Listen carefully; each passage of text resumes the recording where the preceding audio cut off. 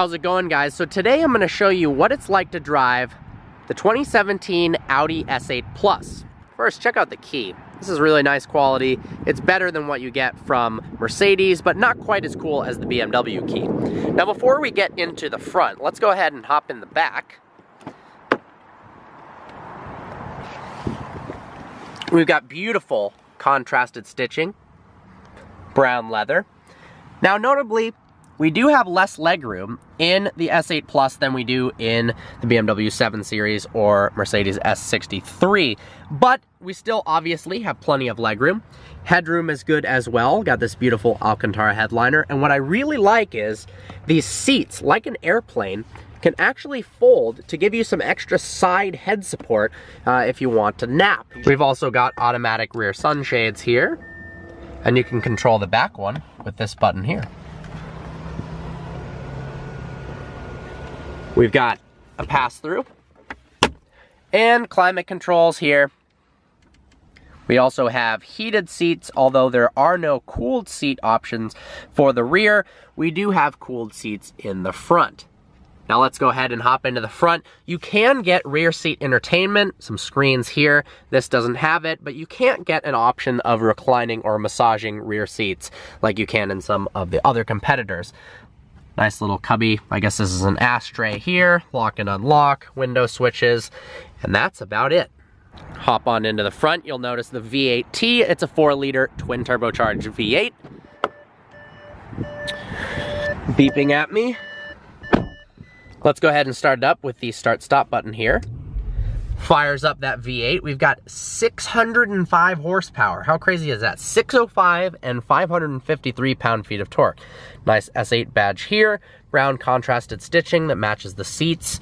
We've got nice audio controls here for the stereo, as well as a selector here.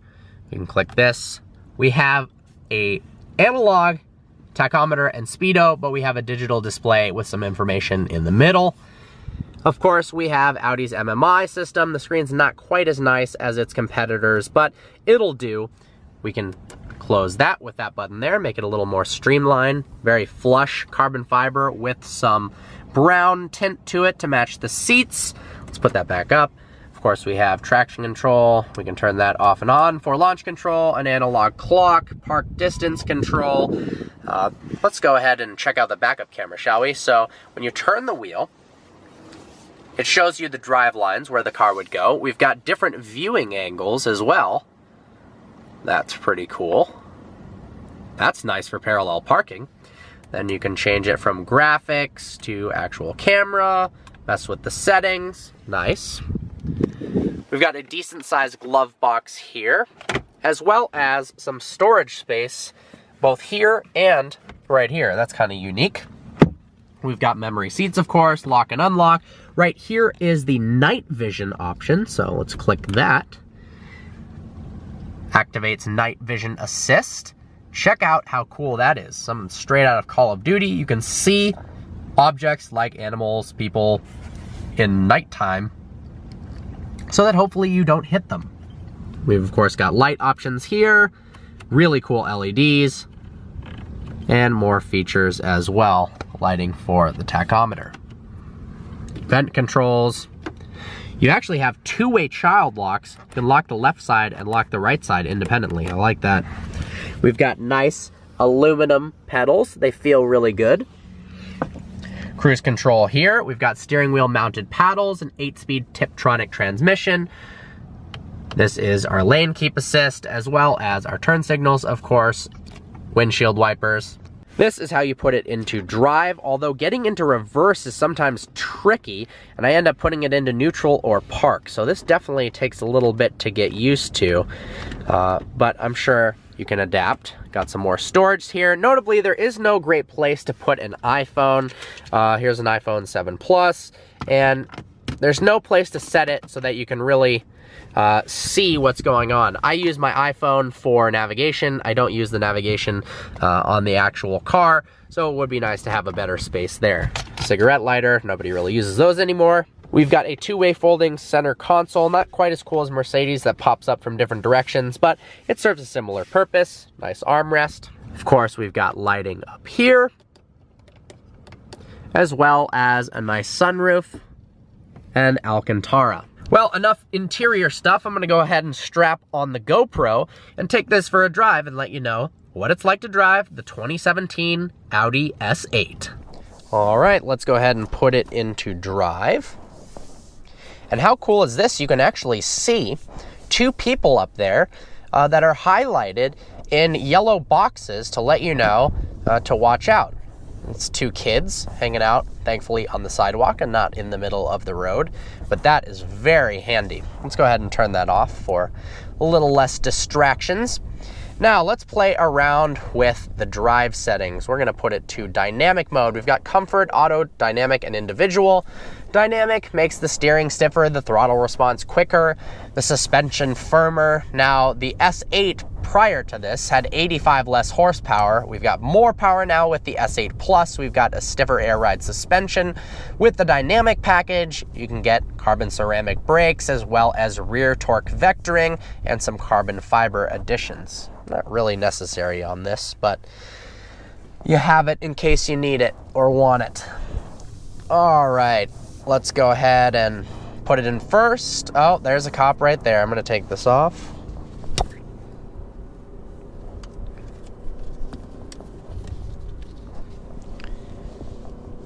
All right, back on. Put it in first gear. Let's go ahead and put it in first and floor it. Wow, that is fast. 0 to 60 in the S8 Plus happens in just 3.4 seconds. How crazy is that? That's thanks to the 4-liter twin-turbo V8, along with an 8-speed Tiptronic transmission that responds very quickly with the, I'll say, relatively flimsy steering wheel mounted paddles. When you put it into comfort mode, let's go ahead and do that, the steering lightens up quite a bit. It feels a lot more like a luxury car. It rides over bumps nicer, it's more relaxing, you almost feel like you can steer with one finger. Put it into dynamic mode, however, and everything changes. Even the exhaust gets louder, and I love that. The steering is so much stiffer, and this car feels so nimble, it's actually somewhat shocking that a car like this can be so fun to drive and also be this luxurious and large. We've got blind spot monitoring here. I love the way Audi does that with the yellow indicator. We can turn it off by clicking this button in case that's distracting, although I like it. Let's go ahead and give it some downshifts to show you the response. I mean, it's about as quick as it can get. Brake power, it has an initial kind of lack of brake feel. You really have to start stepping on it, but once you do, it slows down with absolute confidence. And it's better that way to not be super touchy on the top end. Steering wheel's a little thin for my liking, but it feels nice in your hand, especially while it's heated. You've got excellent visibility out of the front, really minimal blind spots. This is an easy vehicle to drive, and it's not overwhelming whatsoever, despite having so much power. It's all-wheel drive, so you can drive it at all times. Audi's Quattro system is standard, of course, unlike something on the S-Class where you have to opt for all-wheel drive. Oh, that is nice. It's got minimal body roll as well. The car likes to turn from side to side. It feels pretty much just like an RS7 with a little more room in the back and, of course, different styling. I like the way the speedo and tachometer look. They're bent in towards you. Now, they're not fully digital like BMW and Mercedes, which honestly, that looks a little bit more futuristic, but this feels more sports car-like. I'm sure the next generation of S8 Plus or S8 will have a fully digital instrument display. This has been around since 2010.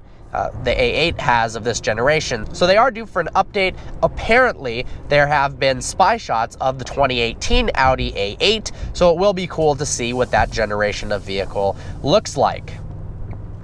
Very comfortable driving position. We've got massaging seats. If we activate it on the side there, you've got some options here. Let's go ahead and click wave, increase the intensity of the wave. We've got many different types of adjustability for the seats themselves. Oh look, tensioning for the seat belt, shoulder support, way more things than I can possibly deal with. Let's go through the menus here. Onboard computer.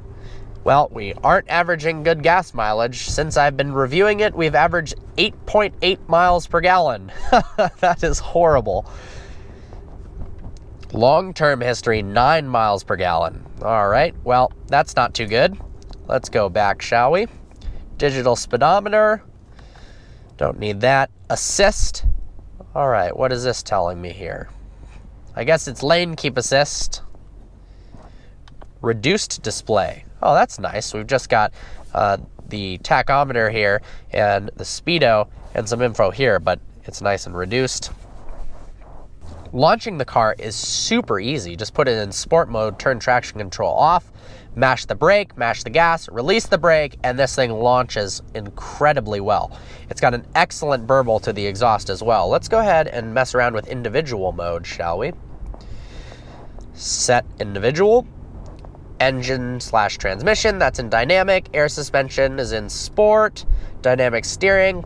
We can mess with the engine sound, so we can make the vehicle quieter by putting it in comfort mode, or we can make it louder by putting it in dynamic. And why would you not want to do that? Of course you want to do that.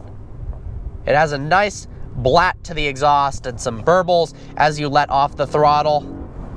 Oh, perfect. We have come first at a stoplight. So we're going to go ahead and put it into sport mode. Turn traction control off. Mash the brake with the left foot. And then we're going to mash the gas with the right foot. And then we are going to launch, doing 0 to 60 in well under 4 seconds in a giant luxury sedan. How about that? How about that?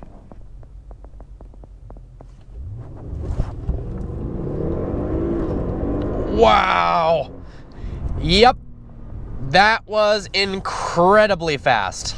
Oh man, this thing is fun to drive. Whew. The S8 is no joke. Revs up to its 6,850 RPM red line. Man, this thing is fun to drive. Let's do a quick lane change. Ooh, very nimble as well. If you're looking for something that's fun to drive first and foremost and is also a large luxury vehicle, the S8 Plus is definitely the one to go with. If you're looking for something more luxury focused, the Mercedes S-Class is probably the way to go. And if you love technology and the latest gadgets, the BMW 7 Series is your pick. I really enjoy driving this, more so than any of its competitors. And man, 605 horsepower, is it fast. Well, I hope you enjoyed this video. Like always, please browse the channel and subscribe. I look forward to seeing you next video. Let's downshift and give it a run. Oh my God. See ya.